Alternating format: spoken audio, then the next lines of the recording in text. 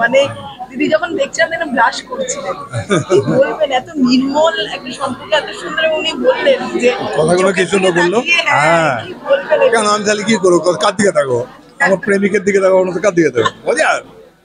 আমার সাথে শুটিং করেছি আর প্রত্যেকবার আমায় বলে তুমি কে, তারপরে যখন দেখা তখন তুমি কে, ভুলে যায়। আমি ওর সঙ্গে করলাম কোনটা, ওই খাইবার পাস করলাম। হ্যাঁ, ওই ছবিটা। তো ও বলছে কথা বলতে পারে না, প্রথম থেকে আমার বোঝা যাচ্ছে আমি পারবো না বলতে, আমি কথা বলতে পারি না। আমি যে একদম বাজে কথা বলো না, তুমি একটু যাও আরম্ভ করো, দেখো কি হবে। ও আসলে অনেক কথা বলতো, কিন্তু যখন ওকে স্ক্রিপ্ট দেওয়া হয় তখন সেই স্ক্রিপ্টটা ও বলে না লেখা দিলে বলে দিই আমি। আর আসলে যেটা করে ও সবচেয়ে ধন্যী মেয়ে দেখলে সবাই বুঝতে পারবে যে ও লেখার বাইরেই কথা বলে।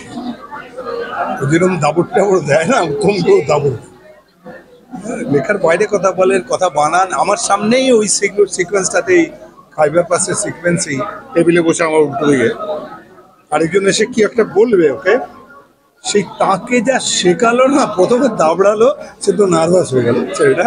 তারপরে তাকে যা শেখালো, এইটা বলবো তুমি, এটা বললে আমি এটা বলবো, তারপরে কি হলো, মুখটা ওরম হয়ে যাচ্ছে কেন, সে দারুণ করে।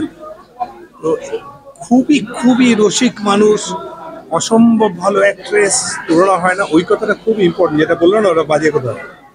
প্রথমবার বলতেন যে দুজনকে দেখলে আমার পাঠ করতে অসুবিধা, একজন উনি, আরেকজন বলেছিলেন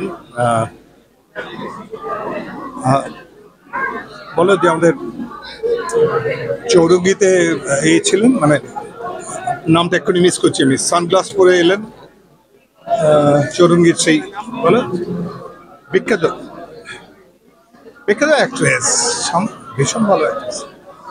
মানে তাকে দেখলে, তিনি আবার বোধহয় ইংলিশে এমএ ছিলেন, সেই ভদ্রমেল তাকে দেখলে বললাম আমি এই দুজনকে আমি একটু ভয় পাই, পাঠ করতে ভয় পাই। মানে নিজেকে সবসময় খুব সাধারণ অভিনেতা মনে করতেন, এটা খুব মজার, এটা খুব মজার। প্রথমবার মনে করতেন মোটামুটি বাকি সবাই ওর থেকে ভালো পাঠ করে, এটা ওনার ধারণা। আর যাকে দেখলে সবাই নুগ্জ হতো, মানে নুয়ে যেত।